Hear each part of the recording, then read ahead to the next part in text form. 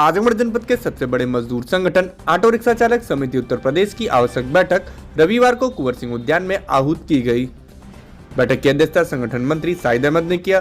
बैठक के दौरान सभी कार्यकर्ताओं और पदाधिकारियों की सर्वसम्मति से चुनाव करने का निर्णय लिया गया, जिसके बाद संगठन की दृष्टि से चुनाव अधिकारी प्रभु नारायण पांडे प्रेमी के देखरेख में शांतिपूर्ण चुनाव संपन्न कराया गया। चुनाव में अनिल सिंह पटेल और गोवर्धन राम ने कृपाशंकर पाठक को अध्यक्ष बनाए जाने का प्रस्ताव रखा, जिस पर संगठन के सभी पदाधिकारी और कार्यकर्ताओं ने निर्विरोध कृपाशंकर पाठक को अध्यक्ष बनने का समर्थन किया है। वहीं 8वीं बार अध्यक्ष बनाए जाने पर खुशी जाहिर करते हुए अध्यक्ष कृपाशंकर पाठक ने कहा कि जो जिम्मेदारी मुझे दी गई है उसका निर्वहन करते हुए संगठन के हित में कार्य करते हुए उत्पीड़न के खिलाफ आवाज बुलंद करने का काम करूंगा।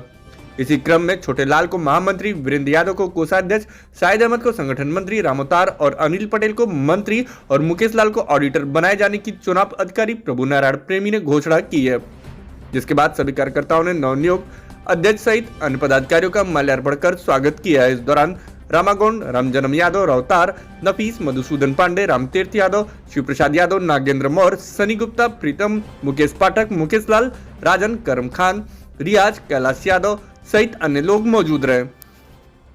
उम्र के हिसाब से हम तो यही सोच रहे थे कि हमको छुट्टी मिल जाएगी, लेकिन अब चूंकि सामाजिक क्षेत्रों में कार्य करने के कारण लोगों के अंदर जो उनका भाव था, सबका सम्मान करना भी आवश्यक होता है और सबकी सहमति और सर्वसम्मति से जो आज सभी लोगों ने हमें निर्विरोध अध्यक्ष बनाया 8वीं बार, इसके लिए आप सभी लोगों को हार्दिक शुभकामना, बधाई।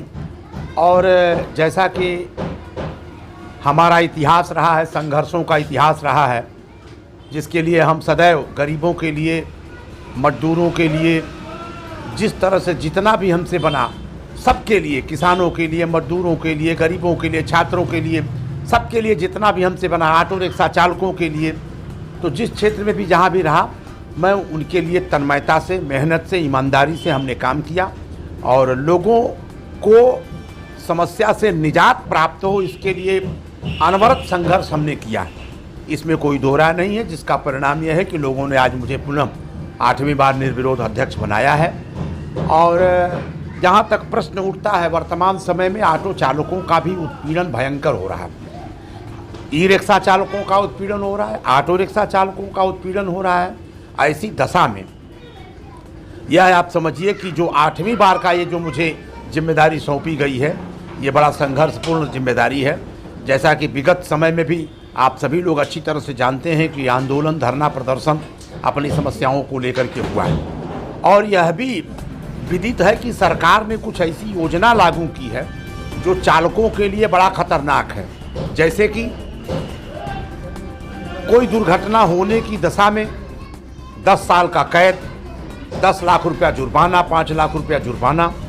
अब ऐसी परिस्थिति में जहां एक तरफ किसी को रोजगार नहीं मिल पा रहा, अब आप सोच लीजिए कि पूरे हिंदुस्तान में जहां 150 करोड़ से ऊपर की आबादी है, यहां 18 करोड़ बेरोजगारों के लिए जगह आज भी वैकेंसी खाली, लेकिन न कहीं रेलवे में भर्ती, न रोडवेज में भर्ती, न बीमा में भर्ती, न बैंक में भर्ती, न किसी डीएम कार्यालय में भर्ती, न सीडीओ कार्यालय में भर्ती, अर्थात किसी विभाग में भर्ती नहीं हो रही है। और थोड़ा बहुत जो टाफी की तरह से बांट करके भर्ती कर भी रहे हैं, आप देख लीजिए कि थोड़ी सी सीट के लिए करोड़ों करोड़ लोग वहाँ जो है जा रहे हैं। नतीजा क्या हो रहा है, जब चारों तरफ से बेतहाशाई स्थिति आ जा रही है तो मजबूर होकर कोई ई रिक्शा ले रहा है, कोई ऑटो रिक्शा ले रहा, चला रहा।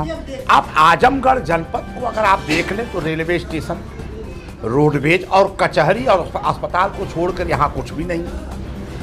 अब अभी कुछ हो रहे हैं, जैसे मान लिया कि हवाई अड्डा चालू होगा, हो रहा है, कई साल से चालू हो रहा है, देखिए कब तक चालू हो जाता है। ये राजनेता जो है अपने स्वार्थ बस कुछ न कुछ करते रहते हैं।